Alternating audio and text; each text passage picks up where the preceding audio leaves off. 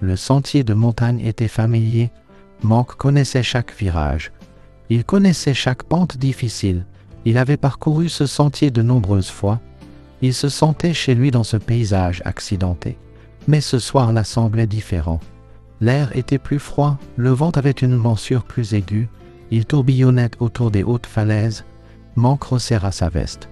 Il contourna un virage étroit, le précipice à côté de lui était abrupt, des rochers plongeaient dans l'ombre bien en contrebas. C'est alors qu'il l'entendit. Un son qui n'avait pas sa place ici. Un aboiement sec, c'était désespéré. Plein de peur, le son résonnait étrangement. Il semblait venir d'en dessous du rebord de la falaise.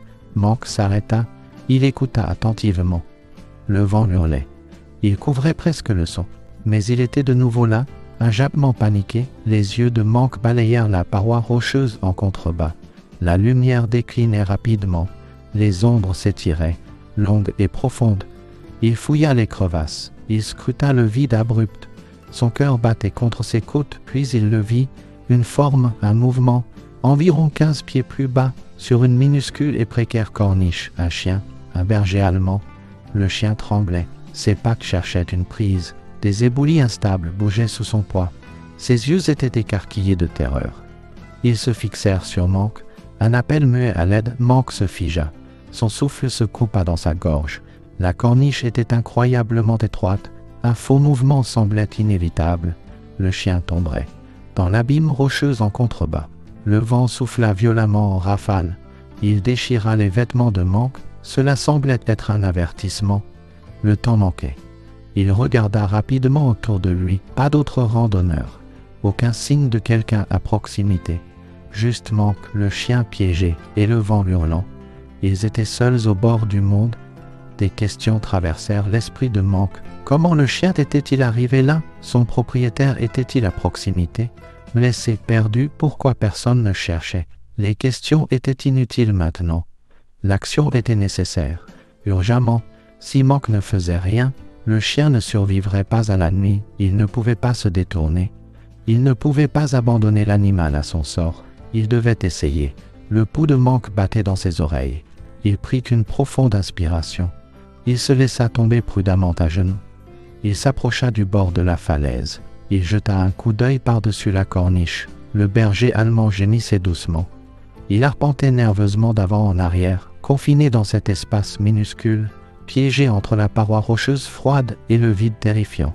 Un faux pas, une glissade. Le chien et tout sauveteur pourrait être perdu. Monk évalua la situation. 15 pieds, ce n'était pas une distance impossible. Mais la paroi de la falaise était abrupte. Les prises semblaient rares, la roche instable la rendait dangereuse. Il devait être lent, prudent, précis. Il ne pouvait pas se permettre une erreur. Lentement, délibérément, Monk commença sa descente. Il tourna son corps face au rocher. Il se laissa descendre par-dessus le bord. Ses bottes cherchaient une prise. Ses doigts agrippaient la pierre rugueuse. Il testa chaque pris avant de lui confier son poids. Des cailloux instables dégringolèrent, disparaissant dans l'obscurité. Le chien aboya de nouveau, plus fort cette fois. Ses yeux étaient sauvages de peur. Il ne comprenait pas les intentions de Monk. Une soudaine rafale de vent frappa Monk. Elle projeta du gravier et de la poussière sur son visage. Il ferma les yeux instinctivement. Son pied glissa légèrement. Son cœur bondit dans sa gorge. Il pressa son corps fermement contre la roche froide. Il retint sa respiration jusqu'à ce que la rafale passe. Il ouvrit les yeux. Il continua vers le bas, centimètre par centimètre laborieux. Finalement, ses bottes touchèrent l'étroite corniche. Elle était encore plus petite qu'elle n'en avait l'air d'en haut. À peine de la place pour lui et le chien. Le berger allemand recula. Il se pressa contre la paroi de la falaise, tremblant violemment. Ses dents étaient légèrement découvertes. Pas par agression, mais par pure terreur. Monk garda ses mouvements lents, non menaçants. Il parla doucement, calmement. « Tout va bien, mon garçon, murmura-t-il. Le vent emporta presque les mots. Tout va bien, je suis là pour t'aider. Il tendit lentement une main, paume ouverte. Le berger allemand le regarda. Sa respiration était haletante. Il hésita. La peur sauvage dans ses yeux vacilla, remplacée par une lueur d'autre chose. Espoir, confiance. Il arrêta de trembler si fort. Il fit un pas timide en avant, puis un autre. Il renifla prudemment les doigts tendus de Monk. Monk saisit l'instant. Sa main bougea rapidement mais doucement. Il attrapa le harnais que portait le chien. C'était un harnais solide et robuste, fait de toile sombre, taché de saleté et usé. Il eut une prise ferme. « Ok, mon garçon. Allons-y, Grec, dit-il, sa voix ferme mais rassurante. Avec un grognement d'effort, Monk tira le chien vers lui. Il appuya son propre corps contre la paroi de la falaise.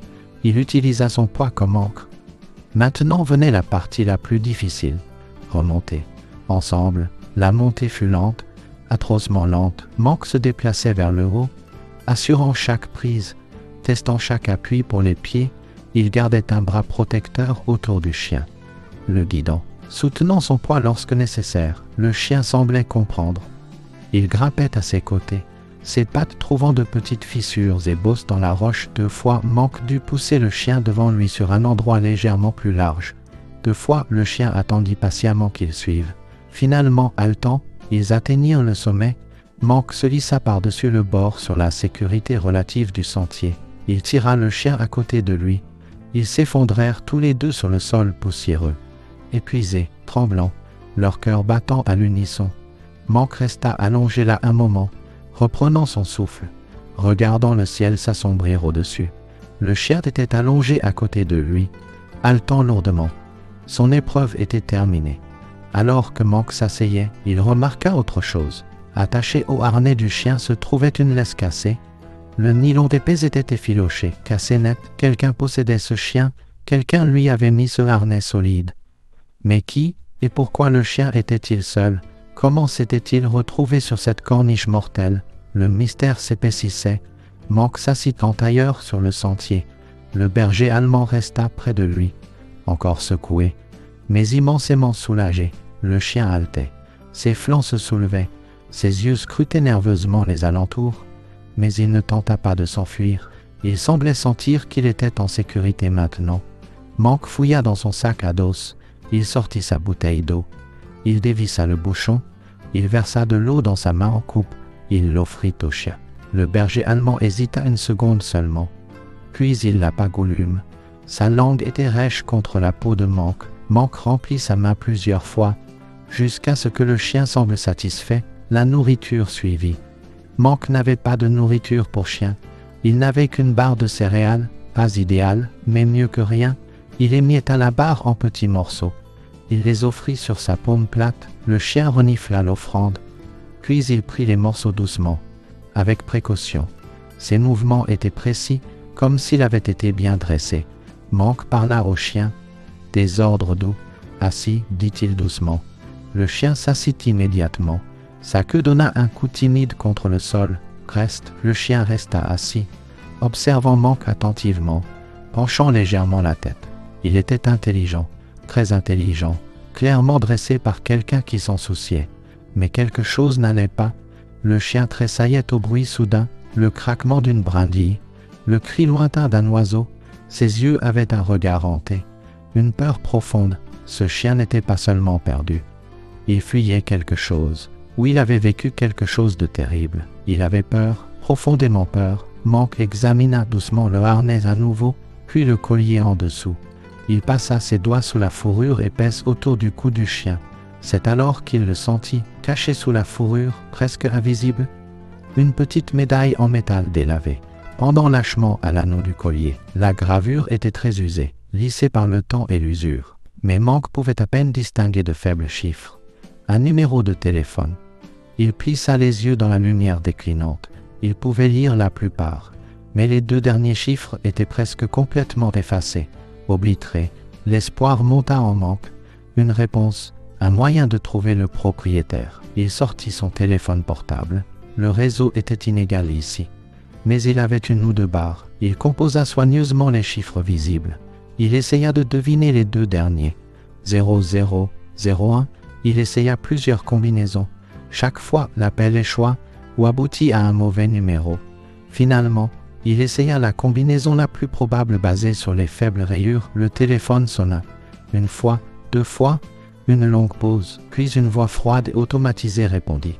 Le numéro que vous avez composé n'est plus en service. Veuillez vérifier le numéro et réessayer. Monk abaissa lentement le téléphone. Une autre impasse. Il fixa le berger allemand. Le chien le fixa en retour. Ses yeux marrons pleins de secrets indicibles. « De qui fuyais-tu » se demanda silencieusement Monk. « Ou vers qui courais-tu » Monk n'avait pas prévu de garder le chien. Il se le répétait sans cesse. C'était temporaire, juste jusqu'à ce qu'il puisse retrouver le propriétaire légitime, découvrir d'où venait ce chien. Mais quand ils arrivèrent à la petite cabane de Monk, nichée à l'orée de la vaste forêt, quelque chose semblait différent. Le chien rentra prudemment. Il renifla les environs inconnus, puis il sembla se détendre. Monk installa une couverture douce près de la cheminée.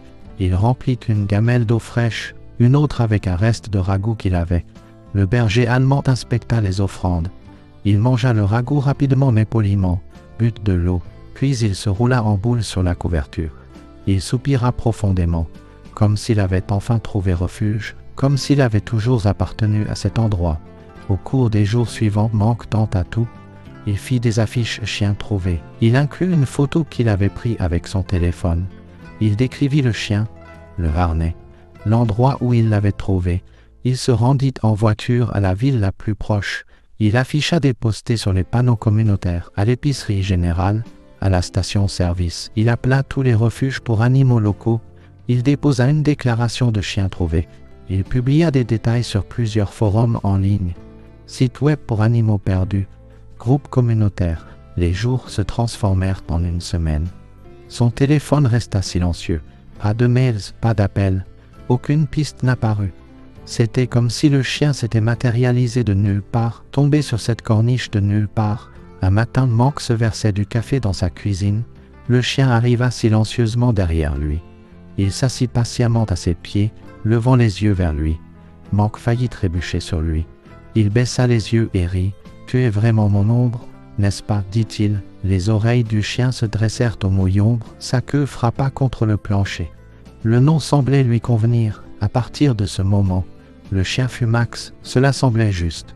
Max répondit au nom presque instantanément, comme s'il reconnaissait un son familier, ou peut-être simplement heureux d'avoir à nouveau une identité. Monk passa du temps avec Max, il travailla à renforcer les ordres. Assis, reste, viens, au pied. Max les connaissait déjà bien. Il était désireux de plaire. Mais Monk se concentra davantage sur l'établissement de la confiance. Il parlait doucement, bougeait de manière prévisible, offrait des friandises et des louanges. Lentement, Max commença à se détendre. Le regard hanté dans ses yeux commença à s'estomper, remplacé par de la chaleur, de l'affection, de la loyauté. Il suivait Monk partout, son compagnon constant et silencieux. Pourtant, il y avait toujours une étrangeté persistante. Généralement au crépuscule, alors que la lumière commençait à décliner. Max allait à la fenêtre, ou s'asseyait tranquillement sur le porche. Son corps devenait immobile, ses oreilles alertes, pointées vers la forêt dense qui bordait la propriété de Monk. Ses yeux se fixaient sur les arbres sombres, sans cligner comme s'il attendait, observait, écoutait quelque chose, ou quelqu'un. Monk le remarquait chaque soir, une vigile silencieuse.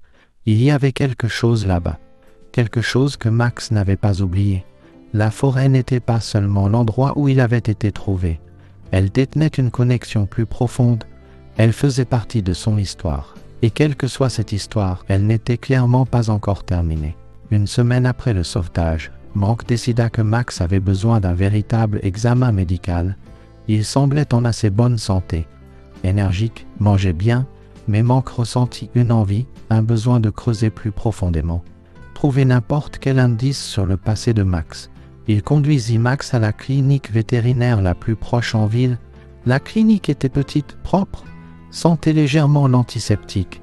Max semblait légèrement nerveux, mais il resta calme à côté de Monk. La vétérinaire, docteur Evan, était gentille et efficace. Elle fit à Max un examen approfondi, vérifia ses dents, ses oreilles, écouta son cœur et ses poumons, le déclara en étonnamment bonne forme, surtout compte tenu de son épreuve. Puis, presque comme une arrière-pensée, docteur Evan prit un petit scanner portable. « Vérifions juste s'il a une puce électronique, dit-elle. Procédure standard pour les animaux trouvés. » Elle passa lentement le scanner sur le cou et les épaules de Max. Monk regardait, ne s'attendant à rien. Un petit bip brisa le silence. Docteur Evan fit une pause. Elle scanna à nouveau la zone. Un autre bip. Elle fronça légèrement les sourcils. « Eh bien, bonjour, murmura-t-elle. Elle regarda le petit écran du scanner. Puis elle regarda Monk. Son expression changea, devint sérieuse, préoccupée. « Ce chien, il est enregistré, dit-elle lentement. Elle tourna le petit écran vers Monk. Monk se pencha en avant. Curieux, anxieux, le nom affiché à l'écran le frappa comme un coup physique. Sergent d'état-major David Carter. Sous le nom, plus d'informations. Vétéran militaire. Statut, disparu. Signalé disparu, plus d'un an. Dernière localisation connue, entrant dans la forêt nationale d'Aspen Creek. Détails supplémentaires. Dossier marqué alerte rouge. Statut non confirmé. Monk se rassit lourdement sur la chaise en plastique. Le silence emplit la petite salle d'examen. Des frissons parcoururent sa colonne vertébrale. Max, ce chien loyal et doux, appartenait à un soldat disparu. Un vétéran qui était entré dans la vaste forêt sauvage il y a plus d'un an et avait disparu sans laisser de traces. Max ne s'était pas simplement égaré d'un sentier près de la falaise. Il avait survécu à quelque chose d'inimaginable, quelque chose que personne ne pouvait expliquer. Il était le seul survivant d'un mystère. En moins d'une heure, les autorités locales arrivèrent à la clinique vétérinaire. 2 adjoints du shérif. Ils étaient professionnels, courtois, mais leurs questions étaient intenses. Ils parlèrent longuement avec Monk. Où exactement avait-il trouvé le chien? Quand, dans quel état était Max? Ils scannèrent les journaux d'appel du téléphone de Monk, vérifièrent les photos qu'il avait prises. Ils voulaient visiter le site du sauvetage. Ils assurèrent à Monk qu'il n'était pas suspect. Il était un témoin crucial. La découverte de Max, le chien du sergent Carter, rouvrait une affaire classée depuis longtemps. Une affaire qui avait déconcerté les enquêteurs. L'un des adjoints, un homme nommé Millet, expliqua le contexte. Le sergent Carter était revenu de déploiement. Il avait eu du mal à se réadapter. Il avait décidé de partir en retraite solo, dans la forêt nationale, pour guérir, réfléchir. Il avait pris un équipement minimal, pas de téléphone portable, pas de traceur GPS.